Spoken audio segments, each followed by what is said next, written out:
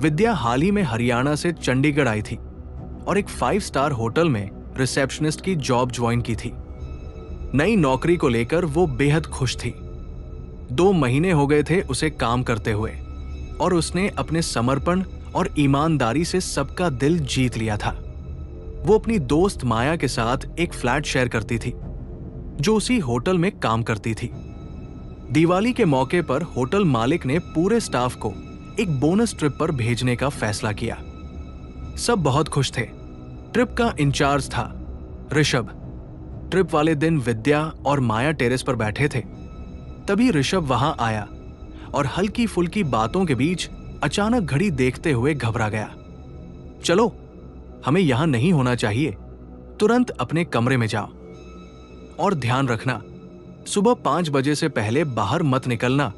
यह होटल का नियम है और यह मजाक नहीं है। अगर निकली तो शायद गायब हो जाओगी और किसी को पता भी नहीं चलेगा। विद्या और माया चौंक गई, लेकिन उन्होंने ऋषभ की बातों को गंभीरता से लिया। उसी रात जब सब सो रहे थे, विद्या की नींद टूटी। उसके कानों में ऋषभ की चीख पड़ी। वो दरवाजे तक पहुंची, लेकिन फिर ऋषभ की वो चेतावनी याद आई, कुछ भी हो जाए बाहर मत निकलना। और वो वापस पलट गई। अगली सुबह विद्या जब ट्रिप पर जाने के लिए नीचे लॉबी में पहुंची तो वहां ऋषभ भी मौजूद था। विद्या का मन रात की चीख की बात को लेकर बेचैन था। जैसे ही मौका मिला, वो ऋषभ के पास गई और हल्के स्वर में बोली, ऋषभ, तुम ठीक हो? कल रात तुम चिल्ला क्यों रहे थे? मैंने साफ साफ तुम्हारी आवाज सुनी थी। ऋषभ थोड़ी देर चुप रहा, फिर झूठी मुस्कान के साथ बोला, मैं नहीं विद्या, तुम शायद कोई सपना देख रही थी। मैंने तो कुछ नहीं कहा, शायद वहम हुआ होगा तुम्हें। विद्या थोड़ी उलझन में पड़ गई, पर तभी उसकी नजर ऋषभ के दाहिने हाथ पर पड़ी, जो गहरे जख्मों से भरा था। कल रात तक सब ठीक था, फिर ये कैसे हुआ? हाथ को क्या हुआ? वो पूछने ही वाली थी कि ऋषभ ने हाथ पीछे कर लिया और बात बदल दी। विद्या ने भी ज्यादा कुछ नहीं कहा और चुपचाप ट्रिप के लिए बस में जा बैठी। शाम को ट्रिप से लौटकर जब सबने खाना खाया और अपने अपने कमरे में जाने लगे, तो विद्या का मन अभी भी अशांत था। वो अब तक उस ऋषभ के हाथ की चोट और उसकी झूठी बातों को लेकर परेशान थी। रात के करीब 9 बज रहे थे। माया सोने जा चुकी थी, लेकिन विद्या का दिल कह रहा था, ऋषभ से एक बार जाकर मिलूं, उससे साफ साफ पूछूं कि सच क्या है। विद्या ने हिम्मत की और ऋषभ के कमरे की ओर बढ़ गई। कमरा अंदर से खुला था। वो धीरे से अंदर गई और जो देखा, उसके पैरों तले जमीन खिसक गई। ऋषभ बेड पर बैठा था, लेकिन उसके कंधे पर एक भयानक, डरावनी लड़की बैठी थी। उसके चेहरे पर गहरे घाव थे, आंखें पूरी सफेद और बाल बिखरे हुए थे। वो धीरे से विद्या की ओर मुड़ी और भयानक हंसी में हंसी, और अगले ही पल वो लड़की विद्या की तरफ झपटी। विद्या की चीख भी नहीं निकल पाई और वो बेहोश होकर गिर पड़ी। अगली सुबह विद्या की आंख अपने कमरे में खुली। माया उसके पास थी। आज ट्रिप का आखिरी दिन था, लेकिन विद्या के मन में कई सवाल थे। डर भी था और एक बेचैनी जो उसे चैन नहीं लेने दे रही थी। कल रात जो देखा, वो सपना था या हकीकत? लेकिन इन सवालों का जवाब सिर्फ ऋषभ दे सकता था। विद्या ने तय कर लिया, होटल से निकलने से पहले वो ऋषभ से एक बार जरूर मिलेगी। लेकिन जब वो रिसेप्शन पर पहुंची और ऋषभ के बारे में पूछा, तो जवाब मिला, ऋषभ तो आज सुबह ही हरियाणा के लिए रवाना हो गया। उसके दिमाग में रात की तस्वीरें घूमने लगी और अब उसे समझ आने लगा था कि कुछ बहुत ही भयानक उसकी जिंदगी का हिस्सा बन चुका है। वापस लौटने के बाद एक रात होटल का कमरा नंबर 245, जहां विद्या और माया ठहरी थी, वहां से डरावनी चीखों की आवाजें आने लगी। रात के ठीक 1:02 बजे होटल स्टाफ का एक सदस्य जब चेक करने गया, तो उसे वहां एक भयानक दिखने वाली लड़की दिखी, जो पल में हमला कर देती है। धीरे धीरे एक रात में होटल के 9 लोग मारे जाते हैं। लेकिन कमरे नंबर 245 में क्या हो रहा था, इसका किसी को अंदाजा नहीं था। विद्या और माया के कमरे का दरवाजा अचानक खटखटाया गया। दरवाजा खोलने पर कोई नहीं था, लेकिन अगले ही पल छत से उल्टी लटकती एक लड़की की आत्मा उनकी ओर बढ़ी। वो मुस्कुरा रही थी। डर से दोनों चीखते हुए होटल के रिसेप्शन की ओर भागती है, और तब विद्या ऋषभ से टकराती है। ऋषभ उन्हें होटल के मंदिर में ले जाकर छिपा देता है। वहां आत्मा नहीं आ सकती थी। और तब विद्या पूछती है, आखिर ये सब क्या है? ऋषभ बताता है कि 27 मार्च 2019 को नैन्सी नाम की लड़की अपने दादा दादी के साथ होटल में आई थी। शुरू में सब सामान्य था, लेकिन रात होते ही अजीब घटनाएं होने लगी। नैन्सी और उसका परिवार मानसिक रूप से असामान्य लगता था। नैन्सी खुद कई स्टाफ और गेस्ट पर हमला कर चुकी थी। जब ऋषभ ने पुलिस को बुलाया तो हर बार कुछ ऐसा होता कि या तो पुलिस पहुंच ही नहीं पाती या गवाह अपने बयान बदल देते। मैं उन लोगों को उस होटल से निकालना चाहता था, लेकिन वो लोग किसी भी हालत में मानने को तैयार नहीं थे। मैं बुरी तरह परेशान हो चुका था। फिर एक दिन मैंने ठान लिया, अब बहुत हो गया।